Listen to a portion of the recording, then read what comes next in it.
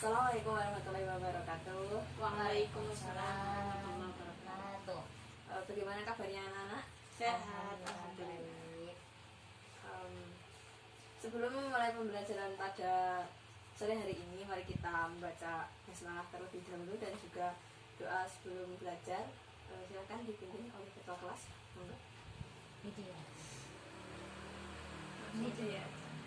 Bismillahirrahmanirrahim. Raditu billahi rabba wa bil islami dinan wa bi Muhammadin nabiyyan wa rasulah. Rabbi zidni ilma warzuqni fahma. Nah, sebelumnya Ibu akan absensi dulu. Apakah ada yang tidak hadir hari ini? Hadir semua, Bu. Oh ya, alhamdulillah. Apakah masih ingat materi yang kemarin? Ayo. Enggak, Bu. Ya, materi kemarin itu tentang itu ya, Oh, iya. cara-cara bersuci seperti itu.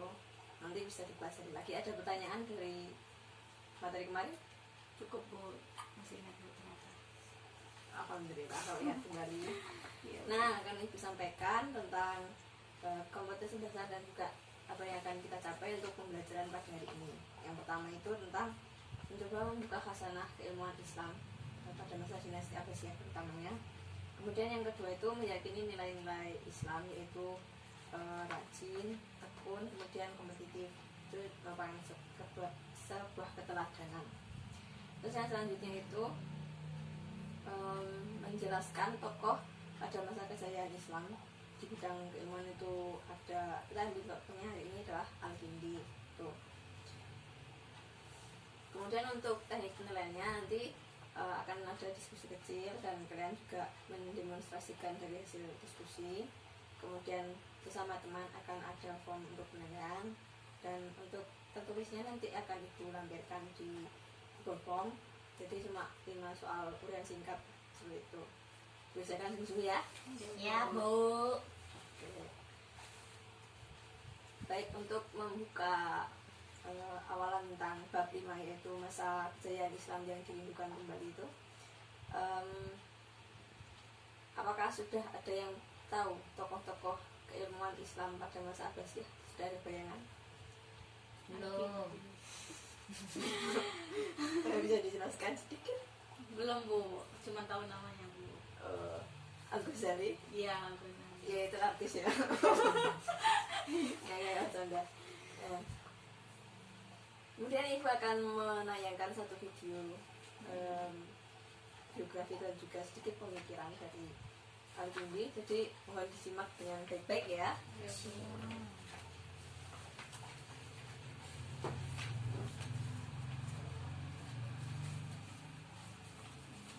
Nanti kalau ada yang mau dikakat, silakan dikakat.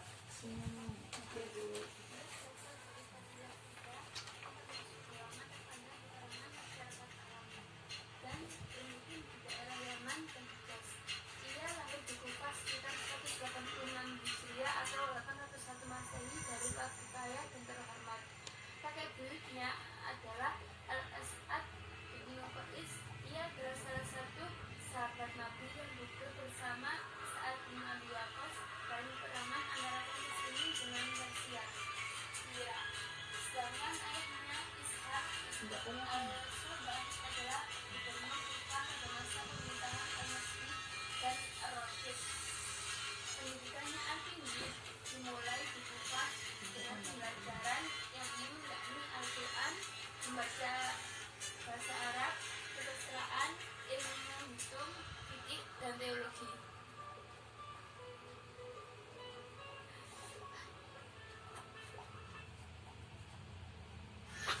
Kemudian jenis-jenis pengetahuan menurut Al-Kindi. Pengetahuan menurut Al-Kindi itu dibagi menjadi 3. Yang pertama, pengetahuan indrawi, pengetahuan rasional, dan pengetahuan historis. Pengetahuan indrawi ini yaitu pengetahuan yang terjadi secara langsung ketika orang mengamati terhadap objek-objek material.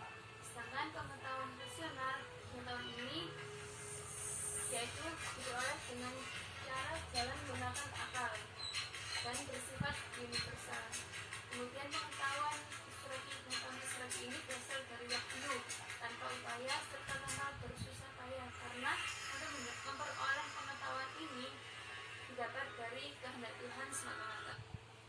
Isroki ini hanya pada orang-orang khusus yang dipilih oleh Tuhan untuk mendapatkan pengetahuan Isroki.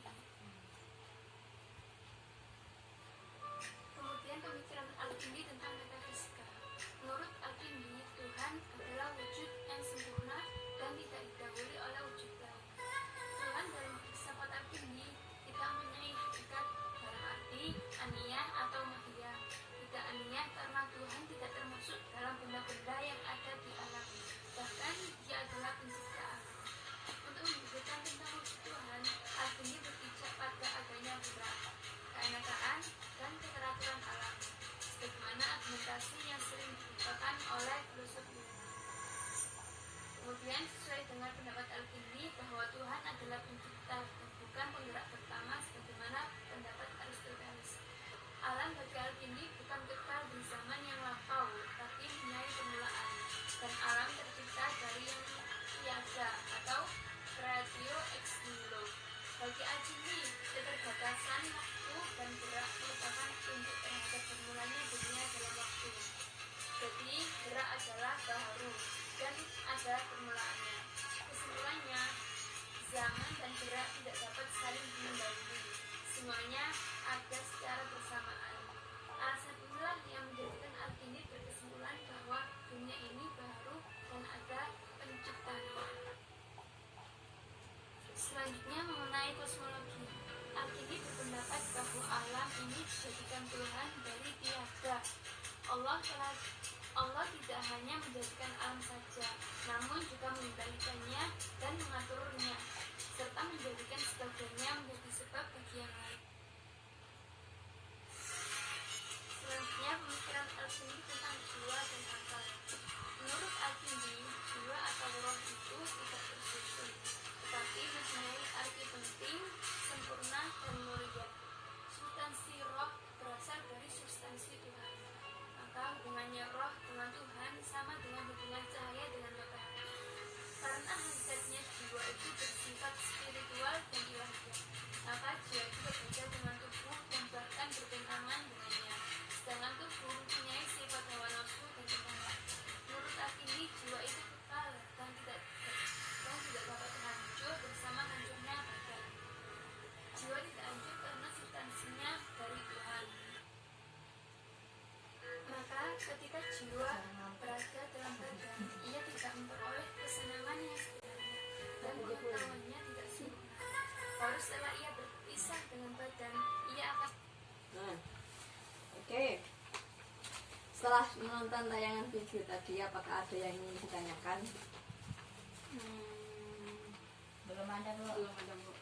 Oke, kalau belum ada nanti akan Ibu bagi menjadi 2 kelompok. Yang pertama itu mendiskusikan tentang biografi dari Al-Kindi, kelompok A. Terus kemudian yang kedua itu kelompok B, itu tentang kitab-kitab dari Al-Kindi ataupun karyanya. Nah, nanti setelah diskusi selesai, kalian mempresentasikannya di depan kelas. Gitu. Ya, Bu. Sudah siap? Siap, Bu. Oke. Ayo, kita ke lapangan. Aduh, a few moment later. Sudah ya? Iya. Oke, baiklah. Sudah diskusinya, anak-anak? Sudah, Bu. Udah, Bu. Oke, siapa yang mau presentasi duluan? Kelompok A. Ayo, Bu. Ya, siap. Monggo, monggo. Di sini aja ya. Iya. Nama lengkapnya yaitu Abu Yusuf Yakub bin Ishaq bin Sabah bin Imran bin Ismail bin Muhammad bin As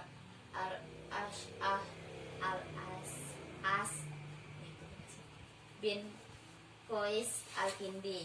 Nah, beliau lahir di Kufah pada tahun 801 dan beliau wafat pada tahun 873 Masehi. Nah, ayahnya yaitu seorang gubernur di Kufah.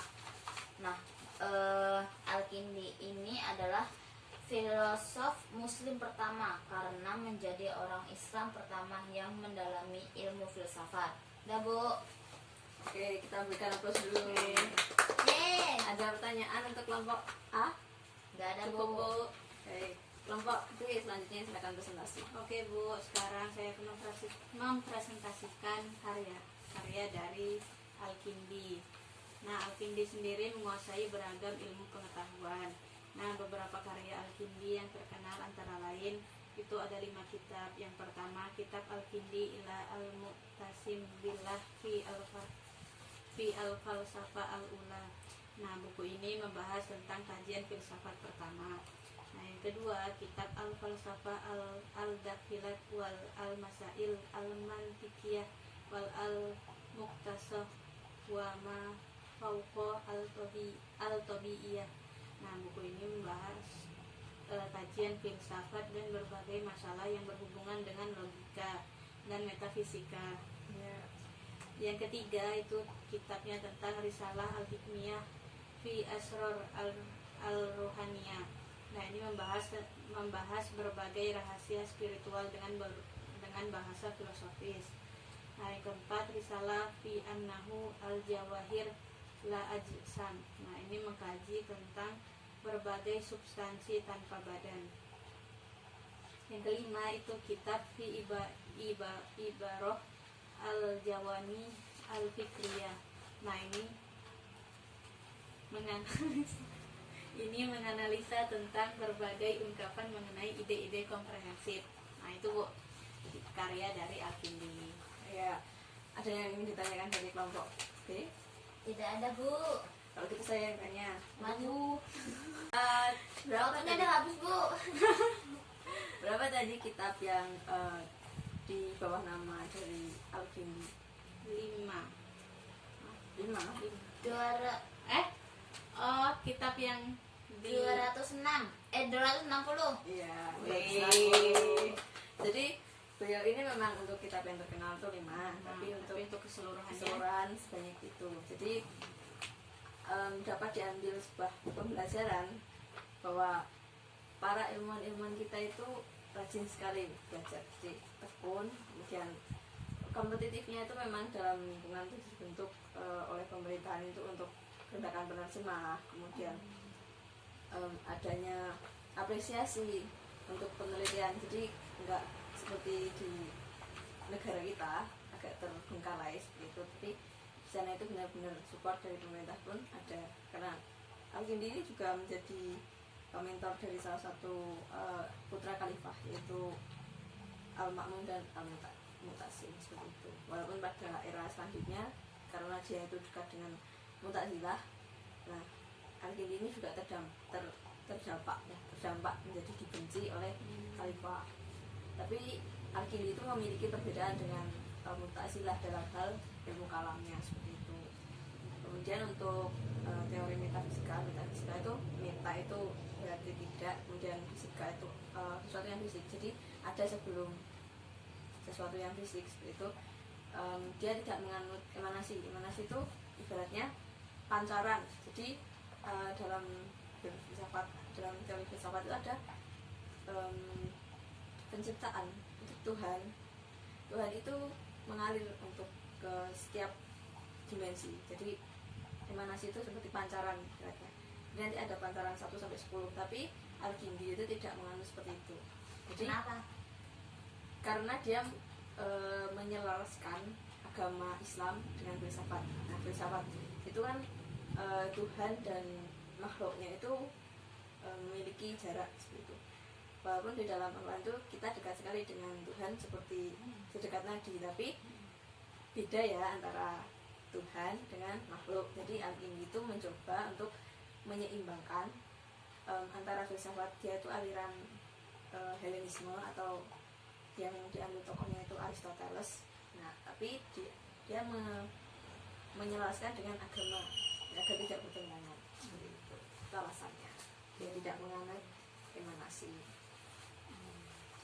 Nah, seperti itu anak-anak. Jadi apakah ada yang ingin ditanyakan dari pembelajaran tentang tokoh Al-Kindi untuk hari ini? Belum ada, Bu. Bu. Berarti siap ya dengan tugas? Siap, Bu. Siap. Tugasnya jangan lupa, terus kemudian tetap teladani, semangat, dan juga apa tadi? Keteladanan yang dapat diambil. Tekun Ya. belajar. Ya, jangan ya itu dipraktekkan ya. Tekun, rajin belajar itu dipraktekkan. dari tokoh-tokoh muslim kita kalau kita ingin mengembalikan kembali, ini kan judul bab 5 itu mengembalikan kembali kejayaan Islam gitu. Jangan lupa besok dibaca bab 6 bab selanjutnya. Kemudian tugasnya maksimal dikerjakan 7 hari dari hari ini. Kemudian kurang lebihnya ibu mohon maaf. Wassalamualaikum warahmatullahi wabarakatuh. Waalaikumsalam warahmatullahi wabarakatuh. Terima kasih Ibu. Terima kasih Bu. Sama-sama.